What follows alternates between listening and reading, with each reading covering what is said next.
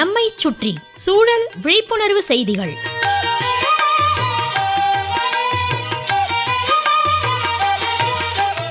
அன்புள்ள ராமலிங்கம் சார் அவர்களுக்கு உங்கள் மாணிக்கம் எழுதும் மடல். நலம் நலமறிய ஆவல். உண்ண உணவு, உடுக்க உடை, இருக்க இருப்பிடம். இது மூணும் நமது அடிப்படை தேவைகள், அத்தியாவசிய தேவைகள். இதில் உணவுங்கிறது மிக முக்கியமானது. எதை எப்படி சாப்பிட்றோமோ அதை வச்சு தான் நமது உடல்நிலை. சாப்பிட்ற சாப்பாடு நல்லபடியாக இருக்கணும், செரிக்கணும். சுத்தமான தூய்மையான உணவை உட்கொள்ளணும். அதிலும் கோடை காலத்தில் நம்ம உடம்புல அதிக வறட்சி உண்டாகும். உடம்புல இருக்கும் தண்ணீர் வெளியேறிக்கிட்டே இருக்கும். அதனால் எப்போவும் கையில் தண்ணி இருந்துக்கிட்டே இருக்கணும், குடிச்சிக்கிட்டே இருக்கணும். வெளியே பழச்சாறு வாங்கி குடிக்கும்போது கவனமாக இருக்கணும். சுவைக்காக அதில் நிறைய சர்க்கரை இதெல்லாம் சேர்க்குறாங்க. இது வறட்சியை தடுக்காது. தர்பூசணி, கொய்யாப்பழம், வெள்ளரிக்காய், பன நொங்கு, லிச்சி போன்ற அதிக நீருள்ள காய்கனிகளை அடிக்கடி சாப்பிடணும். ராமலிங்க சார், வெயில் காலம்னாலே தண்ணியை ஃப்ரிட்ஜு குளிர்சாதன பெட்டியில் வச்சு ஜில்லுன்னு குடிப்போம். ஆனால் இது தாகத்தை அடக்காது. வீட்டில் ஒரு மண்பானையை வாங்கி வச்சு அதை ஈர ஆற்று மணல் மேலே வச்சு அதிலேருந்து தண்ணி எடுத்து குடிக்கிறது அவ்வளவு நல்லது.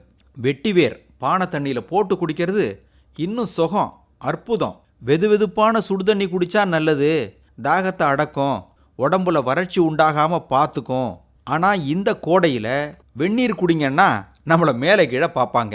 இளநீர் வாங்கி குடிக்கலாம், சரும பிரச்சனைகள் வராது. அதே போல் கோடைக்கு உகந்த பானம் மோர்.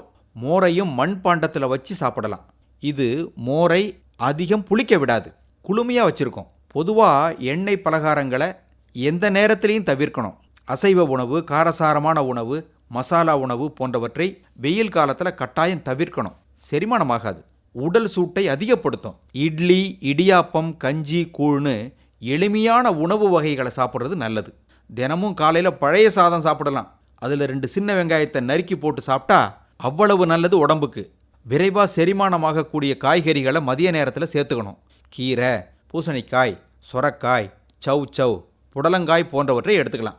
இவற்றில் நீர்ச்சத்து அதிகம் இருக்குது. சாப்பாட்டுக்கு பின் குளுமையான மோர் குடிக்கலாம். வீட்டில் தயார் பண்ண பழச்சாறு குடிப்பது நல்லது. ராமலிங்கம் சார், இதெல்லாம் உங்களுக்கு தெரிஞ்சது தான். ஆனால் இவற்றை தயார் செய்து கொடுப்பது யார்? உங்கள் வீட்டில் அனுசுயா அம்மா. அதுபோல் ஒவ்வொரு வீட்டிலும் உள்ள பெண்மணிகள் அவங்க தயார் செய்து நமக்கு கொடுப்பாங்க. நாம் செய்ய வேண்டியதெல்லாம் அதை வாங்கி சாப்பிட்டுட்டு அவங்க சாப்பிட்டாங்களான்னு ஒரு வார்த்தை கேட்டுக்கணும். வெறும் வாயால் கேட்குறது ஒன்றும் சிரமம் இல்லையே. ஒரு நட கேட்டுட்டா இன்னும் நல்ல கவனிப்பு நமக்கு நடக்கும் இல்லையா? கேட்டுடுவோம். இப்படிக்கு மடல் மாணிக்கம்.